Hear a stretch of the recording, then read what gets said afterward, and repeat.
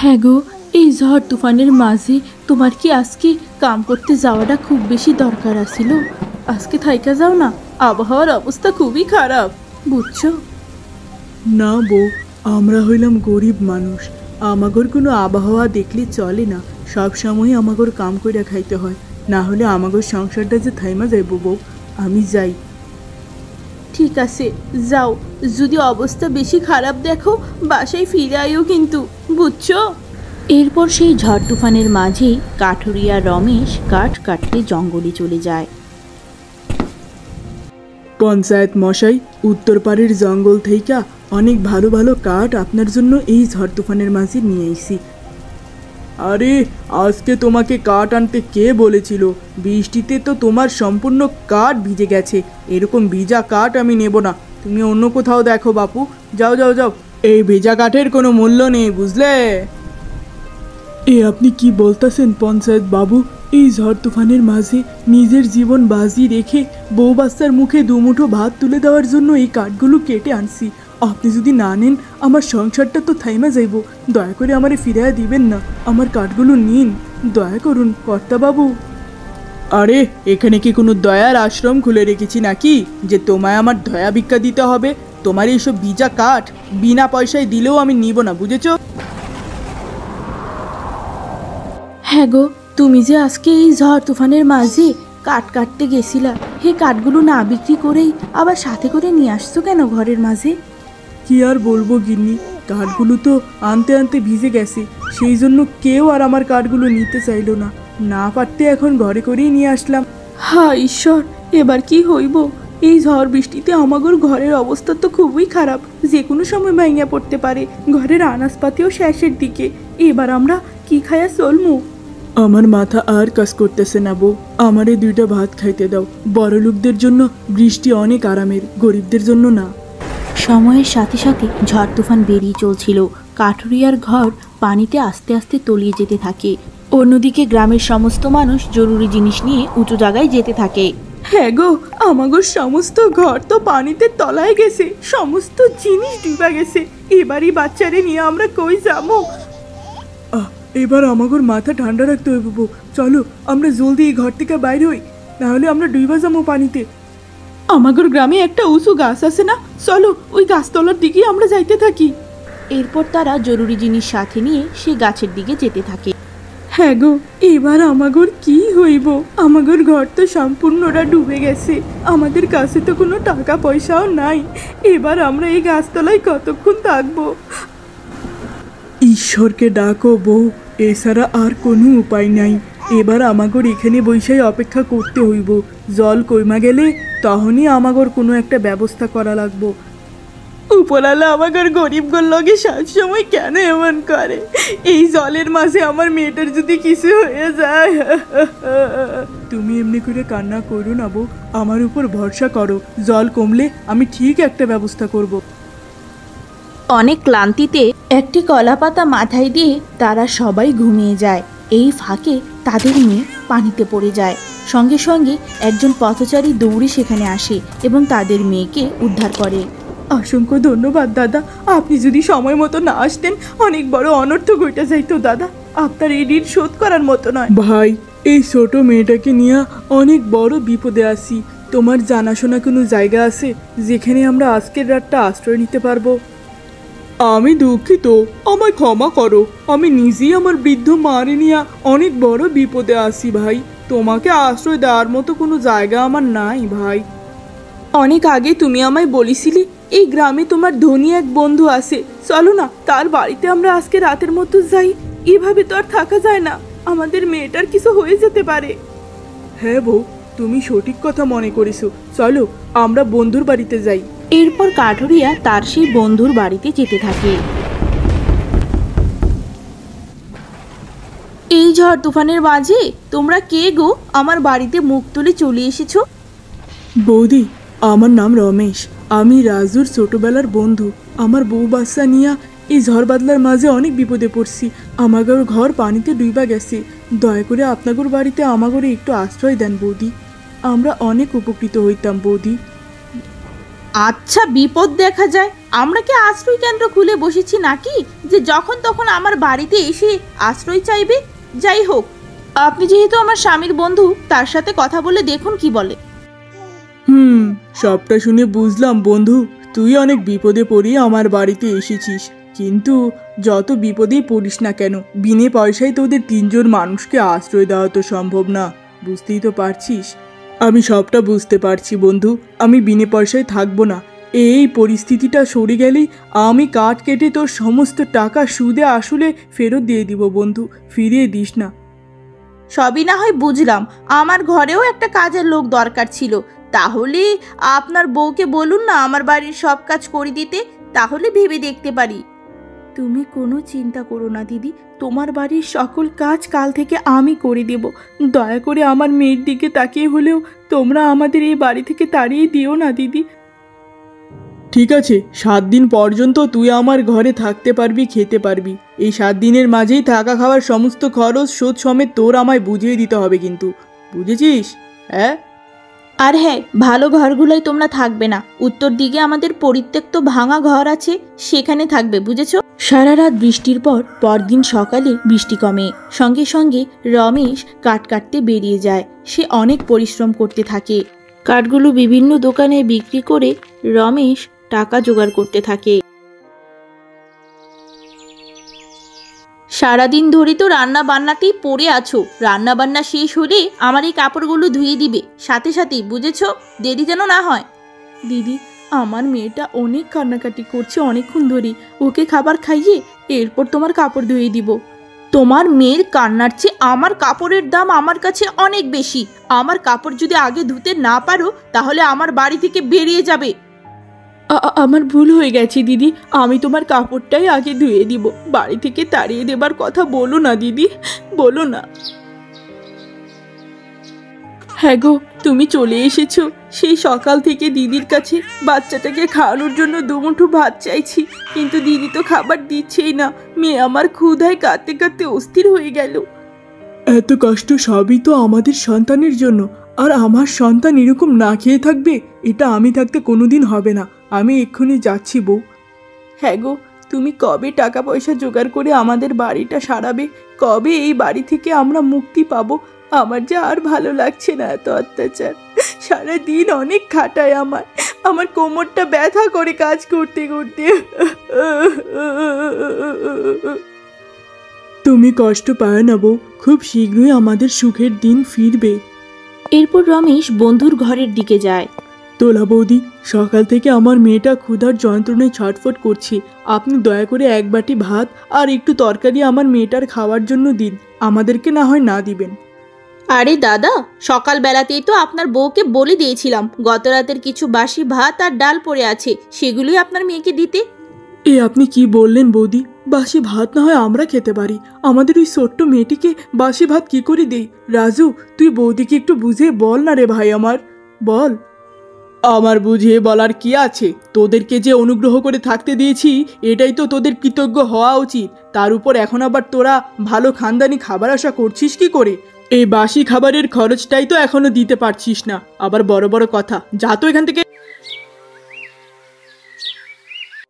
কি গো, তুমি সেই বাসি খাবারগুলোই নিয়ে এলে, ভালো খাবার কি দিল না ওরা? না বউ, আমি অনেক অনুরোধ করার পরেও ওরা আমার মেয়েটার জন্য 1 প্লেট ভালো খাবারও দিল না বউ, দিল না। আমি এক হতভাগা বাবা, আমার জন্যই আজকে তোমাদের এত কষ্ট। তোমরা আমায় ক্ষমা করে দিও। এই বাসি খাবারটা আমার মেয়েটাকে কি করে খেতে দেই বলো তো? ওর তো পেটে সমস্যা হয়ে যাবে। এই অত্যাচার আর ভালো লাগছে না। আমাদের বাড়িটা কবে ঠিক করাবে তুমি? তুমি চিন্তা করো না বউ, কাল থেকে আমি আরো বেশি পরিশ্রম করে আরো বেশি টাকা জোগাড় করব। খুব শীঘ্রই আমরা আমাদের বাড়িতে ফিরে যাব বউ। এর পরদিন কাঠুরিয়া রমেশ কাঠ কেটে বাড়ি ফিরছিল, তখনই একটি সাইকেলের ধাক্কায় রমেশের পা ভেঙে যায়। দিদি, আপনি আমার বাচ্চাটিকে নিয়ে এলেন কেন? আমার মেয়েটি সকাল থেকে কান্নাকাটি করছে, ওকে খাওয়াতে হবে। আমার মেয়েকে আমার কাছে ফিরিয়ে দিন দিদি, ফিরিয়ে দিন। তোমার মেয়ে আজকে থেকে আমাদের কাছেই থাকবে। তোমার স্বামীর এখন পা ভেঙে গেছে, যতদিন না তোমরা আমাদের টাকা ফিরিয়ে দিতে না পারবে ততদিন পর্যন্ত তোমাদের মেয়ের কথা ভুলে যাও। বুঝেছো? যাও এখান থেকে এবার। এসব আপনারা কি বলছেন? টাকার সাথে বাচ্চার কি সম্পর্ক? একজন মায়ের থেকে আপনারা তার বাচ্চাকে এভাবে কেড়ে নেবেন না। আমার বাচ্চাকে আমার কাছে ফিরিয়ে দিন, আমি আপনাদের সব টাকা শুধিয়ে দিব, কথা দিচ্ছি। রাখো তোমার কথা, তোমার স্বামীও তো কয়েকদিন আগে কথা দিয়েছিল। এবার এই বাড়ি থেকে তোমরা বেরিয়ে যাও। যেদিন টাকা জোগাড় করতে পারবে সেদিন তোমাদের বাচ্চাকে এসে নিয়ে যাবে। এর আগে যদি এসেছো তোমাদের বাচ্চাকে মেরে ফেলবো। এরপর তারা বাড়ি থেকে চলে যায়। সব দোষ আমার, সমস্ত পাপ আমার বোঝায়, কারণ আমি আমার বউ বাচ্চাকে সুখী রাখতে পারলাম না। আমি হলাম এক হতভাগা স্বামী, হতভাগা বাপ। আমার তো বেঁচে থাকার আর কোনো অধিকারই নেই। আমার সন্তানকে নিয়ে গেল। হ্যাঁ গো, তুমি নিজেকে এভাবে দোষ দিও না, সবই তো বিধাতার লিখন। আমাদের হাতে কি আর কিছু থাকে বলো? আমি তোমায় কথা দিচ্ছি, আমি কাজকর্ম করে আমার সন্তানকে আমাদের কাছে ফিরিয়ে আনবই। এরপর থেকে গায়ত্রী প্রতিদিন জঙ্গলে গিয়ে কাঠ কাটতে থাকে। বুঝলে গিন্নি, ওই গরিবগুলাকে আমার বাড়িতে থাকতে দেওয়াই উচিত হয়নি। বিনে পয়সায় থেকে গেল, খেয়ে গেল, একটি টাকাও দিল না, শুধুই লোকসান হলো আমার। তুমি কি ভুলে গেছো আমি যে বন্ধা? আমি যে কোনো দিন সন্তান লাভ করতে পারবো না। এই বাহানায় যে আমার কোলে একটা সন্তান এসেছে, সেটা কি তুমি ভাবছো না? আমি তো মহা খুশি হয়েছি। ও, তুমি তো ঠিকই বলেছো বউ, এভাবে তো ভেবে দেখিনি। আমার তো মনে হয় না রমেশ আর এই জন্মে পা নিয়ে কোনো কাজ করতে পারবে। তার মানে এখন থেকে এই সন্তানই আমাদের হয়ে যাবে। একদিন সকালে গায়ত্রী কাঠ কাটতে গিয়ে দেখে জঙ্গলে এক সাধু অজ্ঞান হয়ে পড়ে আছে। এ কি, সাধু বাবা এরকম গহীন জঙ্গলে পড়ে আছে কেন? যাই, ওনার জ্ঞানটা ফিরাতেই হবে।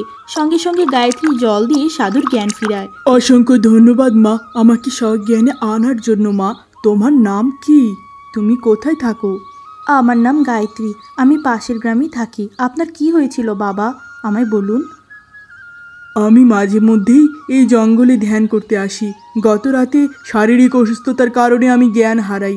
এরপর আর কিছুই মনে নেই মা। কিন্তু তুমি একজন নারী হয়ে কাট কাটতে কেন আসছো মা? এর কি কোনো বিশেষ কারণ আছে? আমায় জানাতে পারো। আমি হলাম এক হতভাগী বাবা। টাকার অভাবে আমার সন্তান অন্য কেউ কেড়ে নিয়েছে। আমার স্বামীরও পা ভেঙে গেছে, সেও কোনো কাজ করতে পারে না। তাই আমাকেই সংসারের হাল ধরতে হয়েছে। আমার সন্তানকে যে ফিরিয়ে আনতে হবে বাবা, তাই আমি অনেক পরিশ্রম করছি। সঙ্গে সঙ্গে সেই সাধু মন্ত্র বলে সেখানে একটি পাথর হাজির করে। এই নীল পাথরটি তোমার, এই পাথরটি নিয়ে যাও। এই নীল পাথরটির কাছে তুমি যা চাইবে সে তোমাকে সব কিছুই দিতে সক্ষম। শুধুমাত্র লোভ করো না। যাও মা। অসংখ্য ধন্যবাদ বাবা, আপনার এই ঋণ আমি কোনো দিন শোধ করতে পারবো না। ভালো থাকবেন বাবা। তুমি কি সত্যি বলছো বউ? এই সামান্য একটা পাথর আমাদের সকল দুঃখ দূর করতে সক্ষম? আমার তো বিশ্বাসই হচ্ছে না বউ। এটা আমার মুখের কথা নয় গো, এটা হলো সাধু বাবার মুখের কথা। সে তো কোনোদিনই মিথ্যে বলতে পারে না। আসো না, একবার পরখ করেই দেখি। হে জাদু পাথর, তুমি আমার স্বামীর ভাঙা পাও ঠিক করে দাও। আলোয় ঝলমলে সেই পাথর রমেশের পা ঠিক করে দেয়। আমাদেরকে 1 সপ্তাহ থাকতে দিয়েছিলেন। যত টাকা খরচ হয়েছে তার থেকে বেশি টাকা এখানে আছে। এবার আমার সন্তান আমার কাছে ফিরিয়ে দিন, ফিরিয়ে দিন আপনারা। কিন্তু তোমার স্বামী তো পঙ্গু হয়ে বিছানায় পড়ে আছে। তুমি একা হাতে এতগুলো টাকা কি করে জোগাড় করলে? হ্যাঁ, আজব। আমি টাকা কি করে জোগাড় করলাম সেই জবাব আপনাদের কাছে দিতে বাধ্য নই। আমার সন্তান এবার আমার কাছে ফিরিয়ে দিন, ফিরিয়ে দিন। তোমার সন্তান তুমি আর কোনোদিন পাবে না।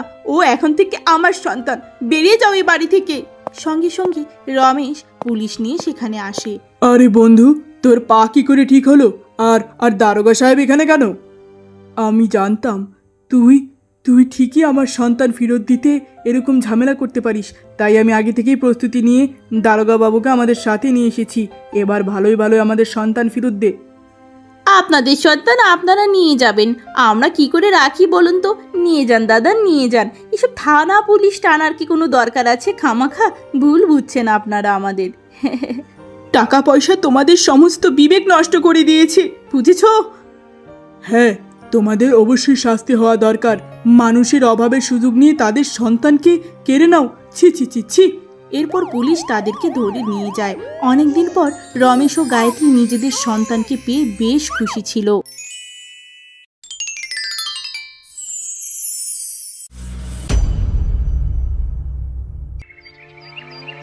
শিমুলপুর নামক একটি গ্রামের ছোট্ট বাড়িতে বিমলা দেবী তার প্রবাসী ছেলে রাজু ও মেয়ে মিনাকে নিয়ে বাস করতেন। ছেলে মেয়ে ছোট থাকতেই বিমলা দেবীর স্বামী মারা যায়। তখন থেকে বিমলা দেবী একা হাতেই সংসার সামলাচ্ছেন।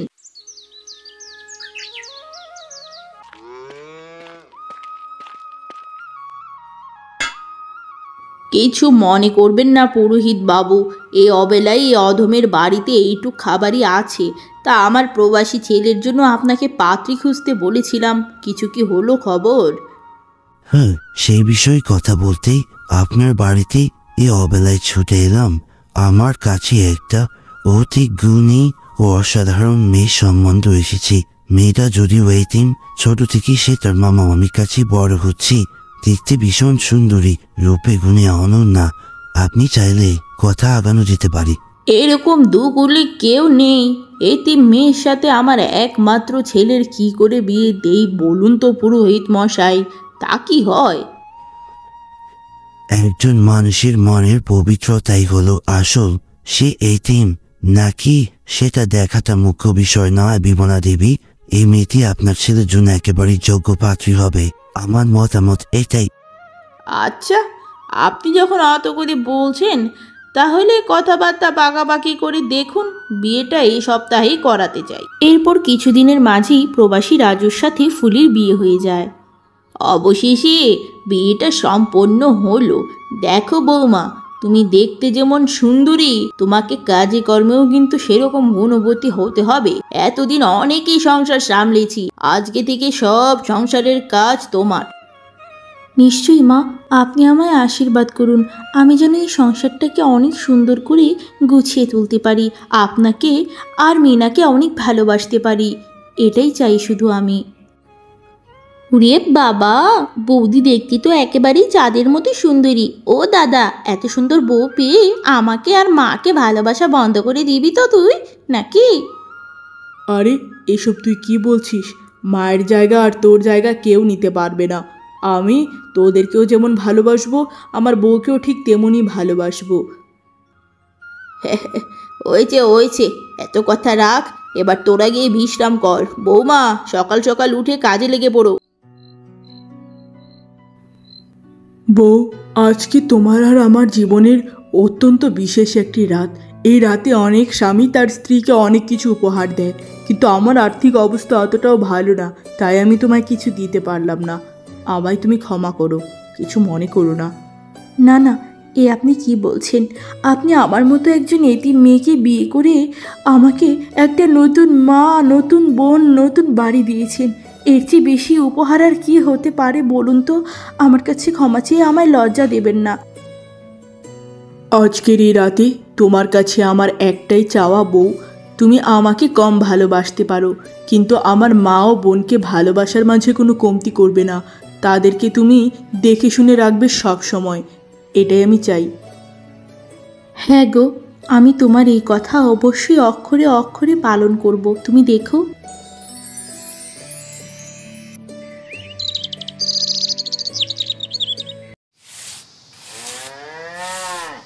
তখনই তার ননদ মিনা সেখানে আসে।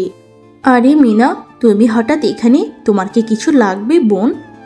হ্যাঁ বৌদি, আমার তো চান করতে হবে, খুব গরম করছে, আমায় একটু ঘাটের পাড় থেকে জল এনে দাও না গো, দাও না বৌদি। বোন, আমি তো এখন উঠোনটা ঝাড়ু দিচ্ছি, আমার হাত একেবারে ধুলোয় ভরে আছে, একটু কষ্ট করে তোমার জলটা তুমি যদি এনে নিতে, অথবা যদি না পারো একটু অপেক্ষা করো। না না না বাবু, আমার অপেক্ষা করা চলবে না, আমার জল আমি নিজে এনে নিচ্ছি, তুমি কাজ করো। এরপর মিনা জল আনতে পুকুর পাড়ে চলে যায়। আরে বউ, তুমি কাজ করছো? মা আর বোন কোথায়? ওদের কোথাও দেখছি না যে।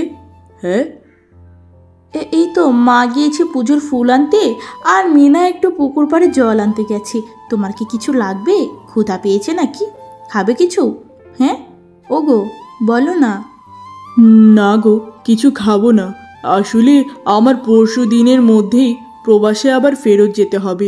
মালিক জরুরি কাজের তলব পাঠিয়েছে, না গেলে উপায় নেই। এটা জানানোর জন্যই।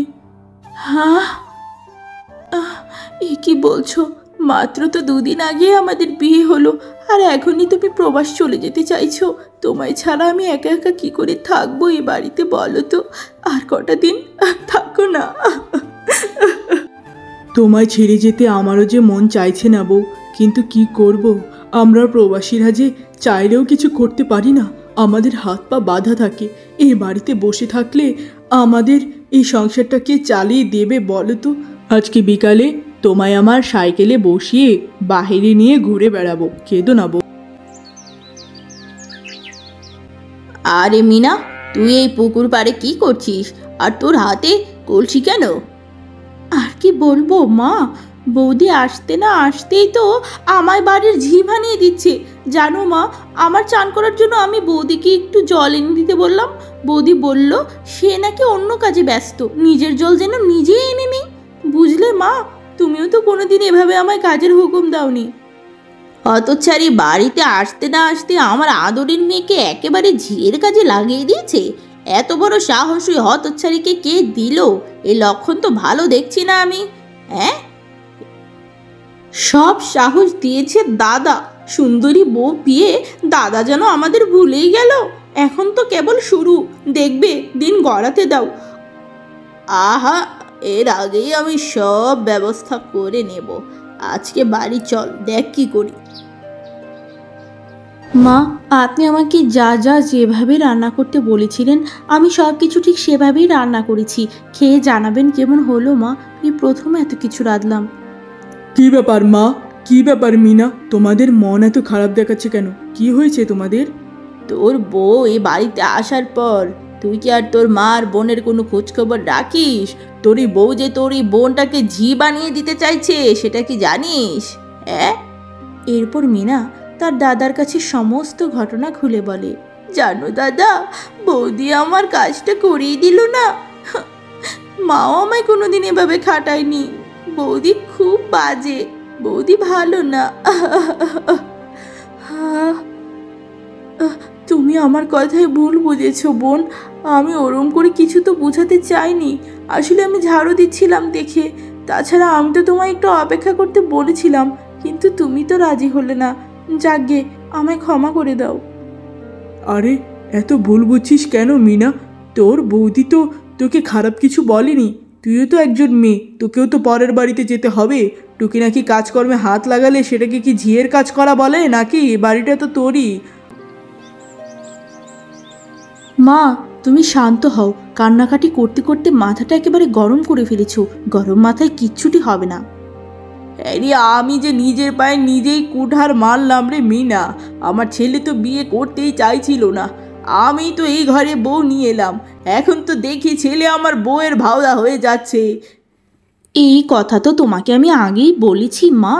বৌদি তার সৌন্দর্যর জালে দিন দিন আমার দাদাকে ফাঁসিয়েই চলেছে। দাদা এখন আমাদের খোঁজ খবরই নিতে চায় না। এই বৌদির সৌন্দর্য খুব শীঘ্রই আমাদের নষ্ট করতে হবে, না হলে কিন্তু দাদা আমাদের বাড়ি থেকে তাড়িয়ে দিবে। তখনই রাজু তার বউকে নিয়ে সেখানে আসে। মা, ও মা, তুমি দুপুর থেকে কিছুই খাওনি, একাধারে কেঁদে চলেছ। কান্নাটা থামাও মা, কান্নাটা থামাও। মা কি করে কান্না থামাবে বর্দা বলতো? এককালে মায়ের মুখে একটা জবাবও তুই দিতি না, আর আজ বৌদির জন্য তুই আমাকে আর মাকে যা ইচ্ছা তাই ভাবে কষ্ট দিলি। মা, মিনা, আমি স্বীকার করে নিচ্ছি আমার দোষ। আমার সব ভুল হয়েছে। এরপর থেকে এরকম ভুল আর হবে না। চুপ কর মুখ পুরি। তুই তো এই সংসারে আগুনটা লাগাতে চাইছিস, এখন আবার আমার ছেলের সামনে ভালো মানুষই দেখাচ্ছিস, তাই না? মা, কাল আমি প্রবাস চলে যাব। আজকে যদি তোমাদের মাঝে এত ঝগড়াঝাটি দেখি, ওই প্রবাস গিয়ে যে আমার মন বসবে না কাজে। দয়া করে তোমরা এবার থামো মা, আমার আর ভালো লাগছে না। দয়া করো মা, দয়া করো। ঠিক আছে, তোর মুখের দিকে তাকিয়ে এবারের মতো তোর বউকে আমি ক্ষমা করলাম। এরপর থেকে তোর বউ যদি আমার আর আমার মেয়ের সাথে কোনো উল্টাপাল্টা করে, আমরা বাড়ি ছেড়ে চলে যাব। একটু পর রাজু তার বউকে নিয়ে বাহিরে ঘুরতে বের হয়। আরে বন্ধু সুজয়, কেমন আছিস? তোর দোকানের সবচেয়ে ভালো দামি শাড়িটা আমায় দেখাতো দেখি। আরে বন্ধু, তুই হঠাৎ এতদিন পর আমার বাড়িতে? তুই তো বিয়ের পর বন্ধুকে বলেই গেছিস। তোর সাথে এটাকে বৌদি নাকি? আরে হ্যাঁ রে, এটাই তোর বৌদি। আমি কাল প্রবাস চলে যাব। একা একা তোর বৌদির মনটা একেবারেই ভালো থাকবে না, তাই আজকে একটু ঘুরতে বেরোলাম। তো তোর দোকানের ভালো শাড়ি থাকলে দে না, তোর বৌদিকে একটা উপহার দিব। বন্ধুর এত সুন্দরী বউ দেখে সুজয় অবাক হয়ে যায়। নিশ্চয়ই নিশ্চয়ই, আমার দোকানের সবচেয়ে ভালো শাড়িটা আমি বৌদিকে এমনিতেই দেখিয়ে দিব। এটার জন্য তোর কোনো টাকা দিতে হবে না। তা বৌদিকে রেখে তুই প্রবাসীকে কি করে মন বসাবি? এত সুন্দরী বউ তোর। ফুলি বৌদি, মনটা যদি বেশি খারাপ হয় মাঝে মধ্যে আমার কাছে চলে আসবেন, ঠিক আছে? এ কি বলছেন দাদা? আমার স্বামীর শূন্যতা পৃথিবীর কোনো মানুষই পূর্ণ করে দিতে পারবে না। তবে আপনি মাঝে মধ্যে সময় পেলে আমার বাড়িতে যাবেন, চা খেয়ে আসবেন, ঠিক আছে দাদা? কিরে বেটা সুজয়, বৌদিকে পেয়ে বন্ধুকে তো ভুলেই গেছিস, আমার সাথে তো কোনো কথাই বলছিস না। এভাবেই কিছু সময় পার হবার পর রাজু গ্রাম থেকে প্রবাস যাবার উদ্দেশ্যে রওনা দিয়ে দেয়। সকলে ভীষণ কাঁদছিল। একদিন ফুলি ভীষণ সুন্দর করে সাজগোজ করে গ্রামের পথ দিয়ে জল আনতে যাচ্ছিল। ছোট থেকে বড় সবাই ফুলির সৌন্দর্য দেখছিল। আরে বাবা, সকাল সকাল বৌদির চাঁদ মুখ দেখা হয়ে গেল যে, আজকে সারাদিনটা ভীষণ ভালো যাবে। তা বৌদি, কেমন আছেন আপনি? বেশি একটা ভালো নেই দাদা। স্বামী নতুন বিয়ে হতে না হতেই প্রবাস চলে গেল। সারা দিন শুধু তার কথা মনে পড়ে, এই জন্যই মনটা বেশি ভালো লাগে না দাদা। কিন্তু বৌদি, একটা বিষয় খেয়াল করছি, আমার বন্ধু চলে যাওয়ার পর আপনার সৌন্দর্য যেন আরও বেড়ে গিয়েছে। মনে হচ্ছে আপনার সৌন্দর্য কাউকে ডাকছে। তা বৌদি, আপনার মন আমি ভালো করে দিতে পারি যদি আপনি আমায় সুযোগ দিন। চলুন না বৌদি, আমরা একা কোথাও ঘুরে আসি, কেউ জানবে না। এসব আপনি কি বলছেন দাদা? আমি আপনার সাথে একা কোথাও কেন ঘুরতে যাব? আমার স্বামী আসলে আমরা সবাই একসাথে ঘুরতে যাব। আর আপনি সব কি উল্টোপাল্টা কথা বলছেন? যা হোক, আপনি আমার সাথে এভাবে আর কোনোদিন কথা বলবেন না। আমি যাচ্ছি এখন। আরে বৌদি, আপনি কি আমার কথা উল্টাপাল্টা কিছু ভাবলেন নাকি? আমি আসলে ওরকম কিছু বোঝাতে চাইনি, আপনি বুঝতে পারিনি। আমি যা বোঝার ঠিকই বুঝেছি, তবে আপনি আমায় চিনতে ভুল করেছেন। প্রবাসীর বউদের এতটাও সস্তা ভাববেন না, বুঝেছেন? হ্যাঁ রে বাবা রাজু, তোর আর একটু বেশি করে বলো না। ইজ্জত কিছুই রাখলো না রে, তোর বউ সাজগোজ। আরে মা, আর একটু বাড়িয়ে বলো না। কি ব্যাপার ফুলি, আসতে না আসতেই তোমার নামে এসব আমি কি শুনছি? আসলেই সুন্দরী বউরা দুশ্চরিত্রা হয়, তুমি প্রমাণ করলে। হ্যাঁ গো, তুমি এইসব কি বলছো গো? আমি কি দুশ্চরিত্রাগিরি করলাম? আমার চরিত্র সম্পূর্ণ কলঙ্ক মুক্ত। তুমি অন্যের কথায় আমায় ভুল বুঝছো। ঠিক আছে, আমি এখন থেকে আর বাড়ির বাইরে বের হব না।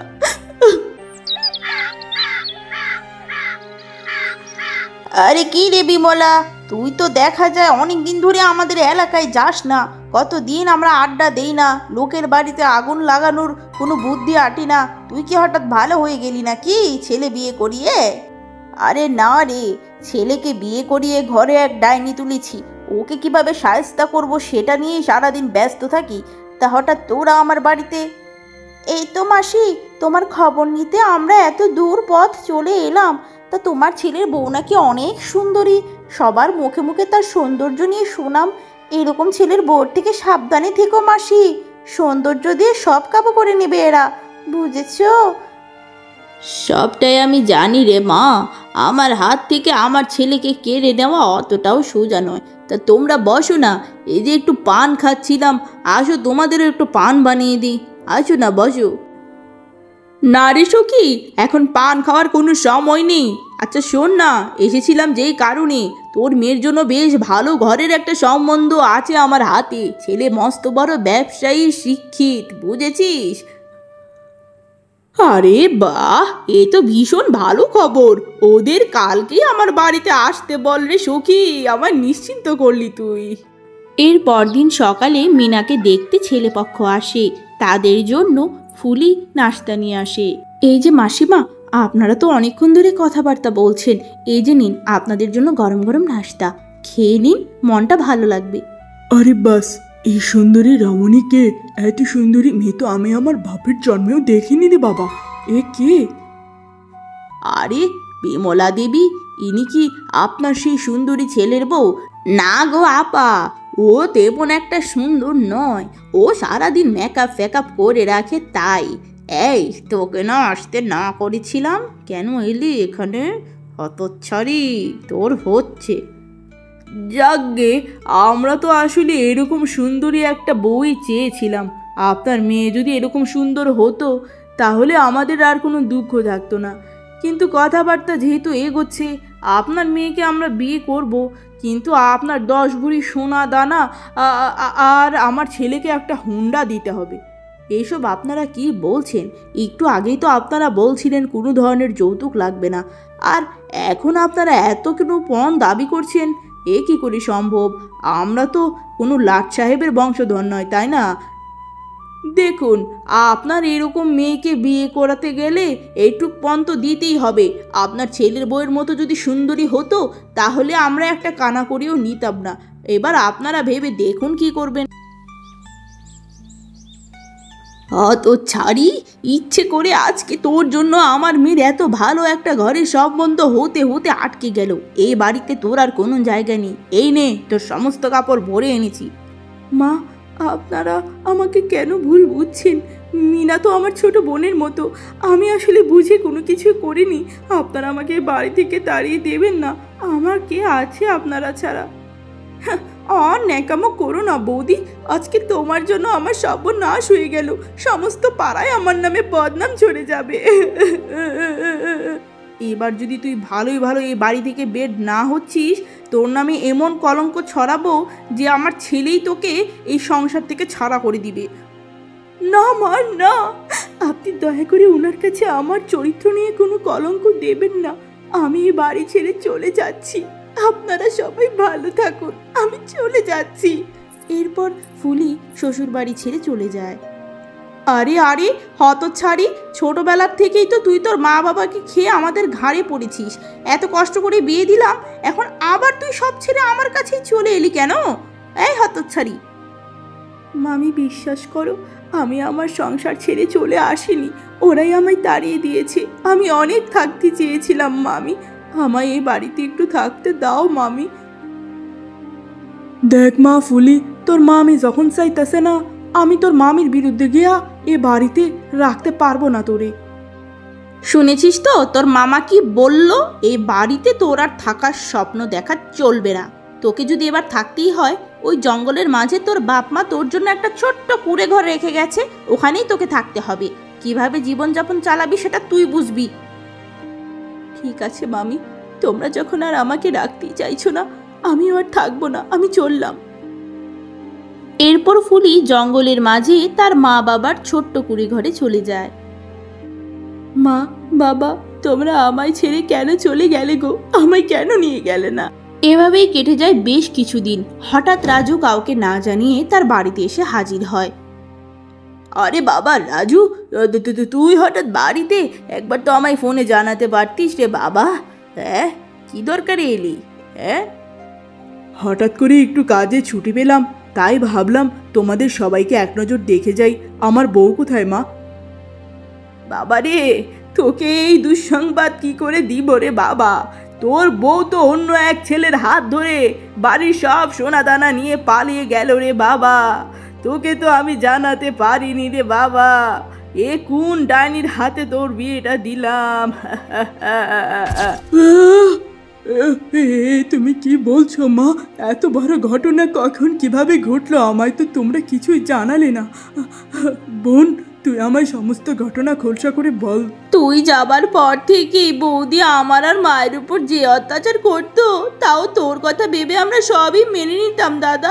কিন্তু 1 মাস আগে সকালবেলা দেখি সোনা দানা সব নিয়ে একটা ছেলের হাত ধরে পালিয়ে গেল। বৌদিকে ভুলে যা দাদা।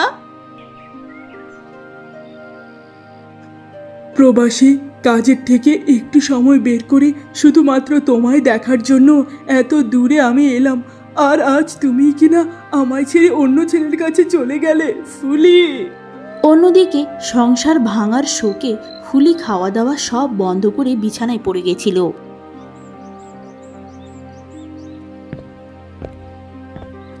কি ব্যাপার, আপনাদের মতো বড় লোকেরা হঠাৎ করে আমার মতো গরিবের বাড়িতে কি মনে করে এলেন?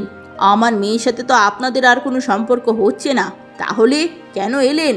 বলুন, কেন এসেছেন? মাসিমা, আমরা আমাদের ভুল বুঝতে পেরেছি। আমি আপনার মেয়েকে বউ হিসাবে গ্রহণ করতে চাই। অতীতে যা হয়েছে ভুলে যান। অবশেষে বুঝতে পারলে বাছাধন, আমার মেয়ে রত্ন। রত্ন আমার ছেলের বউয়ের মতো হাজার সুন্দরীও আমার মেয়ের পায়ের সমান হতে পারবে না। আমার মেয়ে লক্ষ্মী একটা মেয়ে। আপনার ছেলের বউয়ের নামে আপনি বদনাম করছেন, অথচ আপনার ছেলের বউয়ের অনুরোধেই আজকে আমরা আপনার মেয়েকে আবার বিয়ে করতে রাজি হয়েছি। মানে কি বলতে চাইছেন আপনারা? আপনার ছেলের বউ বেশ কিছুদিন আগে আমার বাড়িতে আসে আর বলে, দয়া করে মাসিমা, এই টাকা শাড়ি গহনাগুলো রাখুন। আমার ননদকে আপনারা এভাবে ফিরিয়ে দেবেন না। আমার মতো মেয়ের জন্য আপনি ওদের বিয়ে ভেঙে দিলে আমার ননদের বদনাম ছড়ে যাবে। দয়া করুন মাসিমা, ওকে আপনারা আবার ছেলের বউ হিসাবে গ্রহণ করে নিন। এইসব তুমি কি বলছো? তুমি শাড়ি গহনা দিয়ে তোমার ননদের বিয়ে করাতে চাইছো? তোমার এত কিসের ঠেকা? তুমি তো বৌদি, তোমার তো এত ভালো হওয়ার সাজে না নাকি? উদ্দেশ্যটা কি? তোমার ননদের কোনো ঝামেলা আছে নাকি? না মাসিমা, না, ক্ষমা করবেন, আমার ননদের কোনো ঝামেলা নেই। ও তো নিষ্পাপ লক্ষ্মী একটা মেয়ে। যত দোষ আমার, ও আমার বোনের মতো। আমার জন্য ওর বিয়ে এভাবে ভেঙে যাবে এটা আমি মানতে পারছি না মাসিমা। আপনার আরও টাকা লাগলে আমায় বলবেন, আমি নিজের কিডনি বেচে হলেও দিব। দয়া করে আপনারা ওকে এভাবে ফিরিয়ে দেবেন না, এলাকায় মেয়েটার বদনাম ছড়িয়ে যাবে। দয়া করুন মাসিমা। বাবা বাহ, তোমার মতো এরকম বৌদি যেই ঘরে আছে সেই ঘরের মেয়েকে অবশ্যই আমরা বিয়ে করব। নিশ্চয়ই তোমার ননদ অনেক ভালো, যার জন্য তুমি তাকে এতটা ভালোবাসো। সঙ্গে সঙ্গে বিমলা দেবী তার ছেলের কাছে সমস্ত ভুল স্বীকার করে। এরপর রাজু তার মাকে নিয়ে ফুলির বাড়ির দিকে যেতে থাকে। ঘরের মাঝে গিয়ে তারা দেখে ফুলির শারীরিক অবস্থা ভীষণ খারাপ হয়ে গেছে। হ্যাঁ গো, তোমরা আমায় দেখতে এসেছো? হ্যাঁ গো, তোমরা আমার কথা মনে রেখেছ? মা, মিনার কি বিয়ে হয়ে গেছে? মা, বৌমা, বৌমা রে, তুই যে আমার রত্ন ছিলি, আমি যে রত্ন চিনতে পারিনি। তুই আমায় ক্ষমা করে দে মা, আমি তোর সাথে অনেক পাপ করেছি, আমি আর করব না রে মা। হ্যাঁ বউ, আমিও তোমার সাথে অনেক খারাপ আচরণ করেছি। আমার মার কথা বিশ্বাস করে আমি আমার দেবীতুল্য বউকে অনেক কষ্ট দিয়েছি। তুমি আমায় ক্ষমা করে দাও বউ। চলো, তুমি আমার সাথে বাড়ি চলো। হ্যাঁ গো, তুমি সত্যি বলছো? আমাকে তোমার বাড়িতে তুমি আবার ফিরিয়ে নিয়ে যাবে? আমার ওই সংসারটার জন্য আমি এতদিন কত কেঁদেছি। বিধাতা আমার প্রার্থনা শুনলেন।